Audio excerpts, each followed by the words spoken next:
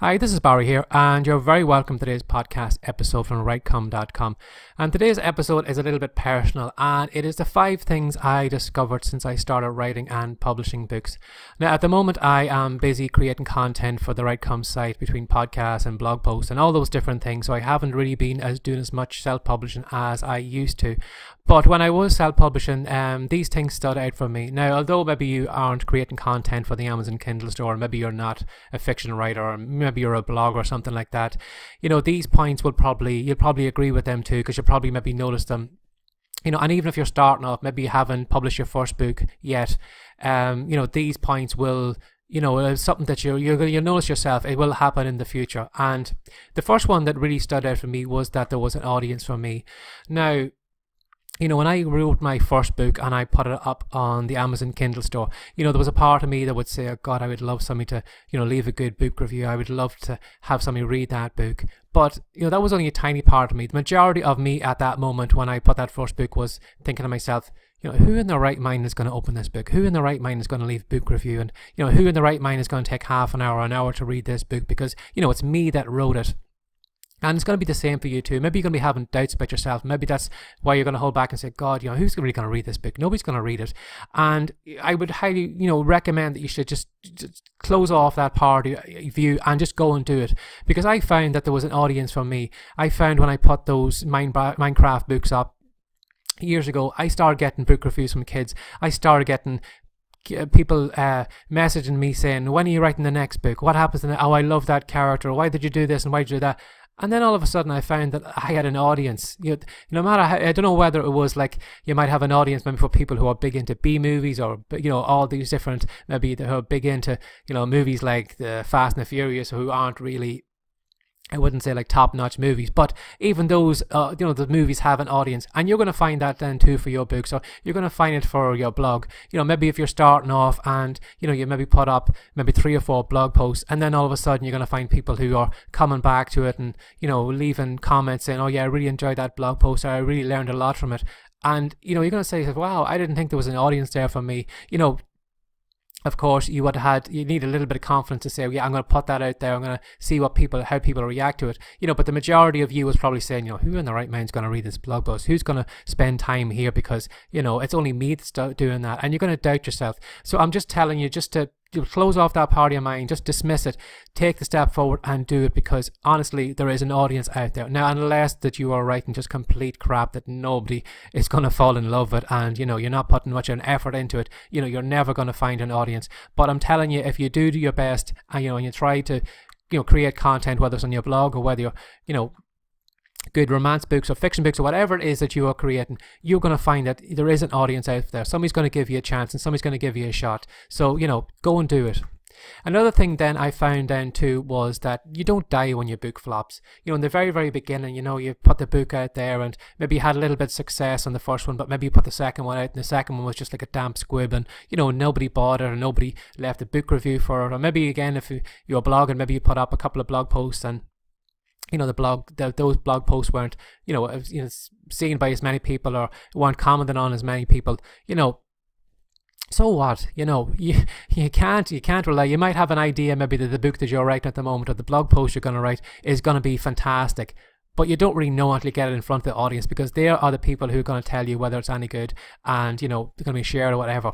So again, books are going to flop, life's going to move on. If you're afraid that, that you need to, this book has to be successful, that's the wrong attitude to have, because, a lot of people hold themselves back and say, I need this, I'm going to put this book out there, but what if it fails? And what if it, so what? Life moves on, like my family still loves me. I still live in the same house, nothing changed. Nobody died, and if your book flops, so what? Dust yourself off, go and start on the next one and, learn something from that failure. So if your book flops, I had many that flopped in the beginning. And when you're starting off, you're going to have more floppers than you're going to have winners. So, keep that in mind when you are starting off. Another thing then too I found was, you don't need permission from anyone. There's nobody in the world that you need to ask today, should I be a fiction writer? There's nobody in the world today that you should ask, should I be a blogger? Or should I be this? If I went all around the world today and asked everybody's permission before I created this podcast, that'd be a long time for me going around asking everybody, and the podcast wouldn't be here because of it. So you don't need any permission from anybody. You look at all those kids who are creating YouTube channels, and maybe they're 10 or 12 and they're putting up Minecraft videos or whatever it is, Fortnite videos or whatever it is. They're not asking for anybody's permission. Us as grown-ups, I don't know why we get this idea that, I need to ask somebody, my wife or whatever, should I do this and should I do that? Instead of just taking a step forward. If I had said to my wife, I want to create kids' books, she might have just shrugged her eyebrows and said, oh yeah, okay, I'll go for it. But, you don't need anybody's permission. When I wrote the kids' books, I thought maybe I was just a children's author and, I should stick in that. And, I wasn't good enough to go into the grown-up fiction. I wasn't good enough to go into the romance. And a part of me said, like, how stupid is that? Like, if you've gone into, if you're a children's author, you've created a children's book, what's stopping you going into it? You don't need to ask anyone's permission. And, I went into the romance section and I started writing romance books. And I found people, again, I had an audience there. People were reading my books. People were leaving reviews and saying, yeah, they really love my romance books, which really surprised me. But if I hadn't tried, I wouldn't have known. I wouldn't have got that content out. Those books would be in the Kindle store because I would have had to look for permission. So I'm telling you now, that's another thing you're going to learn. You don't need permission from anyone. You don't need permission to start that blog. You don't need permission to do this or do that. There's only one person you need permission from, and that's the person you look at in the mirror every morning. Just get the courage up and just close your eyes and go and do it. Another thing then too I found was that I was most successful when I was writing things that I loved. And for me, those Minecraft books, the first one was... Not only was it a big stepping stone for me, but I fell in love with that character in that book, the hero Brian. He's like a mythical character in Minecraft, and I decided to write a book about him. But by the time I came to the end of the book, I had put my heart into that book. I'd fallen in love with the characters, and because I'd fallen in love with that characters, that single book then turned into a huge 17-book series.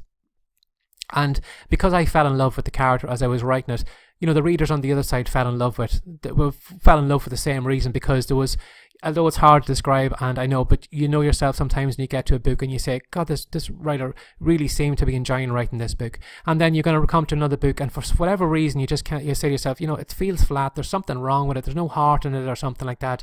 So that's one reason why I should say, you should write about what you love. Either if it's come to, blogging, write the content and stuff that you love writing about, because by writing stuff that you love, you find no problem sitting down every day creating content for that blog. If you love writing romance fiction, there's nothing going to hold you back from getting into that seat every day and writing that romance fiction, because you have a love for it, and that love is going to be shown on the other side by the readers. But if you're showing up and you're thinking, okay, the romance genre is where the money is, I need to get in there and I need to start writing romance books and making the big bucks, it's never going to happen. You're never going to write to your best because of it. For whatever reason, you're going to maybe subconsciously hold yourself back. You're not going to give your full talent. You're not going to give your full effort into the content you're creating because of it. But when you have that love, you're going to open yourself up. And I know I probably sound all woo-woo and maybe law of attraction and all that, but there is a part of you that, is going to fall in love with that, and you're going to do your best work because of it. So again, just because maybe a genre, maybe, it might be where the money is, if your heart's not in it, you're never going to be writing. Again, if you are thinking, well, I need to be blogging about money making opportunities because that's what the money is, if your heart's not in it, you're not going to create the best content, and your results are going to show for it. And that first book I wrote, that Minecraft book, I forget how many reviews. There was tons and tons of reviews, and it's been shared, it's been read literally thousands of times, which for me, looking now, it's mind-boggling. But it was because my heart was in it, and I did it for all the right reasons. And it's going to be fun to find out for the same for you too. Another thing then too you're finally going to come upon is you're never going to know it all. Whether you're blogging, whether you're writing, things are going to change, platforms are going to change, new opportunities are going to open up to you. You're going to maybe think, well, yeah, I know all about social media, I know all about Instagram, I know all about Facebook, I know all about Twitter. Then all of a sudden another social platform is going to open up, and then it's going to be another learning curve for you. There's going to be some other, maybe Amazon is going to change something, and then the KDP system and how you upload your books and how you have to check out this, and you're going to have to learn that then too. You're going to have to learn maybe something's going to change, maybe in the keyword selection that you should be putting on your book when you're putting in the app on the KDP platform, and then maybe you need to buy some kind of software that is going to is going to get into that store and it's going to find out the money making keywords, and you're going to have to learn that too. So although at the moment you think you're the best writer, or you know everything about blogging, I'm here to tell you that it's going to be a constant learning curve. I've learned so many things. The person that you are today, 12 months from now, for 12 months going backwards, you probably didn't know as much as you do now, because you're constantly learning. And the only way you're going to stay ahead and keep up with everybody else is to constantly keep reading, constantly watching video courses or whatever you need to do to keep up in the loop. Because nowadays, if you think that you can just sit back and, just keep following the same advice from 12 months ago, or, even from 2 months ago, things change so rapidly on the internet that you need to keep up abreast with things, and you're never going to know it all. So those are the 5 things that I noticed, and, you may be nodding your head along and say, yeah, I've noticed those things too. And maybe you are maybe just at the start of your blogging career or your self-publishing career, but in a couple of months from now, you are going to nod your head and you're going to notice, there is an audience for you. You don't need to ask permission from anybody. If your book flops, so what? Nobody died. It was only a book. At the end of the day, it's only a small thing in what's going on in the world at the moment, and you don't need permission from anybody. Just do the work that you love, and it'll show. You'll get the results from it because of it. So if you enjoyed this podcast episode, I would really, really appreciate it if you would share it, even with one more person, or, put a little bit on social media and say what you've learned about it, and just to direct people to the WriteCome podcast. I would really, really appreciate it. Now, if you are in the self-publishing game, maybe you're just starting in it and maybe you're not too sure what you should be doing here or there with your book promotions, and you want to sell more books and you're not sure how to do it, I highly recommend you come on over to the WriteCome site. If you just come over to WriteCome.com, I've got a great free report at the moment, and it's called Words, Wisdom and Winning. So if you just pop on over there, you can pick up the free report, and I have a lot of great content on the website over there. As I said, I am constantly doing it on a daily basis, and you're going to find some great blog posts that are hopefully going to direct you in better actions, or help you sell more books, and help you along in your career. So as always, thanks for sharing your time with me again today.